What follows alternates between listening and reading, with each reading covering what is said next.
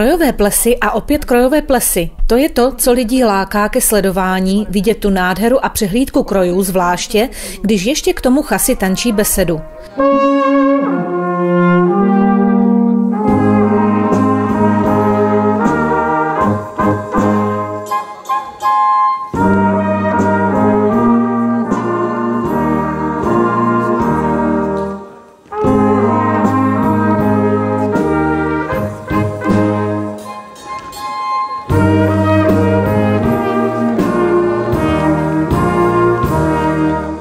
V Hruškách jsme si na slovíčko vzali nově zvolené velmi sympatické stárky, a to prvního stárka Martina Tichého a druhého stárka Tomáše Filipoviče.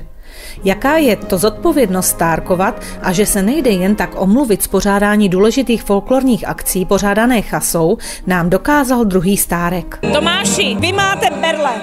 Co se stalo? My jsme měli před 14 dnama verbovací zkoušku, no já jsem blbě dopadl a natrhl si vazy. Jak se vám s tím tančí beseda? Tak já jsem netancoval besedu, já jsem měl náhradu za sebe a stejnca, takže tak jsem to vyřešil. Takže vy máte dneska takový speciální úkol? Já to tady s Martinem organizuju, jo, říkám klukům, co mají prostě dělat, ať chodí tancovat třeba, ať tam holky nestojí a také ty klasické věci. Tak to je super, že máte odvahu a že i tak jste přišli v kroji, takže za to určitě všichni děkujeme. Martine, když vás zvolili stárky, toto je vlastně první akce, kterou pořádáte jako noví stárci. Co to pro vás znamenalo? Uvědomili jste si tu zodpovědnost? To uvědomění bylo asi už předem, že jako pokud to bude, tak to bude, řekněme, Mordor, bude to těžké, bude to náročné, budou to pot a slzy, ale zvládne se to a s tím prostě žiju. Nějak to vyjde. Tomáši, stejná otázka na vás. Vy jste teda zahájil svoji sezónu trošičku nešťastně, ale myslím si, že si z toho hlavu neděláte, takže co to pro vás znamená, že vás zvolili stárkem? Tak jasně znamená to určitá povinnost, kterou potřebujeme splnit a záleží to na nás a naštěstí mám skvělého tady partnera, parťáka, takže zvládáme to zatím perfektně.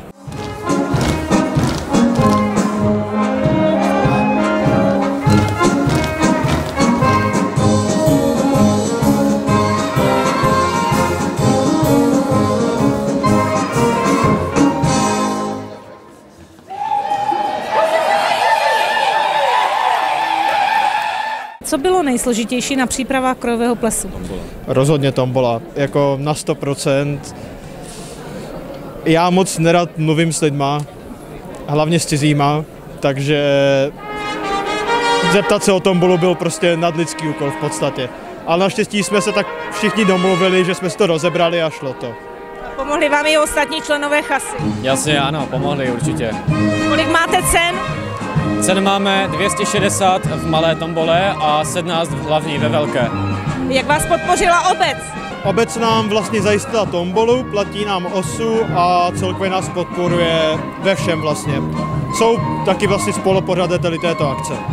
Tak my jsme viděli opravdu nádherný nástup, že vás bylo letos možná rekordní počet, takže kolik bylo tanečních koleček a je to rekordní počet? Koleček bylo 10 a ano, je to rekordní počet a byly tady kolečka z Týnca, z Moravské Nové Vsi, z Tvrdonic, z Podvorova a ještě z Čejča. Z Hovoran. Tam je víc hovoráků než Čejčáků a oni si na to celkem potrpí. Kolik vás bylo domácích koleček?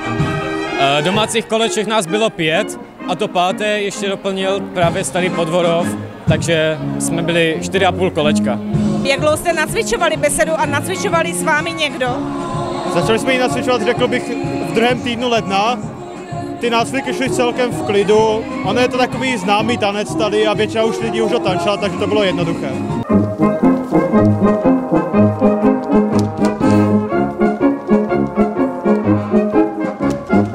K tanci a poslechu hrála dechová hudba Hornobojani.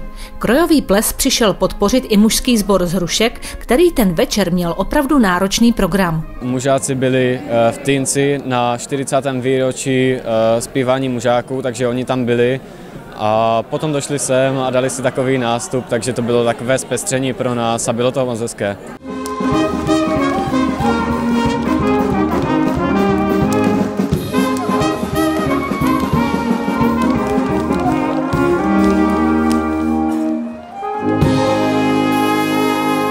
Spolužáci byli jednak podpořit kamarády z Týnce, kteří slavili 40. výročí založení, a ihned pak spěchali domů, aby podpořili domácí chasu.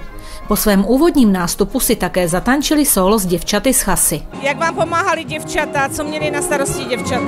Děvčata teda zajišťovali tady výzdobu, starali se vlastně o to, aby se to tady vyčistilo, pak nám taky pomáhali s tombolou, řešili ten nácvik jako kdyby té besedy a celkově tak jako jsme si vypomáhali.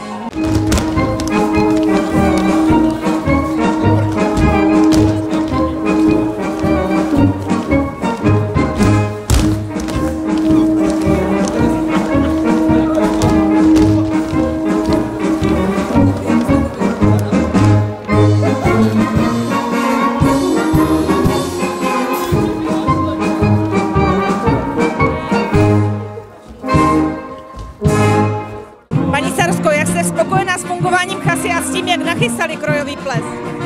Máme skvělou chasu a letošní ples připravili překrásný. Je tady strašně moc skrojovaný, je tady bezvadná zábava, bohatá tombola, prostě skvělá atmosféra a za to jim patří velké díky.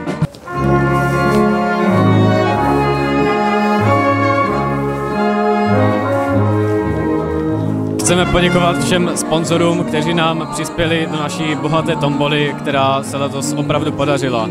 Taky všem rodičům za to, že nám nachystali kroje, vypomáhali nám se vším, vozili nás a mnoho dalšího. Děkujeme. Děkujeme.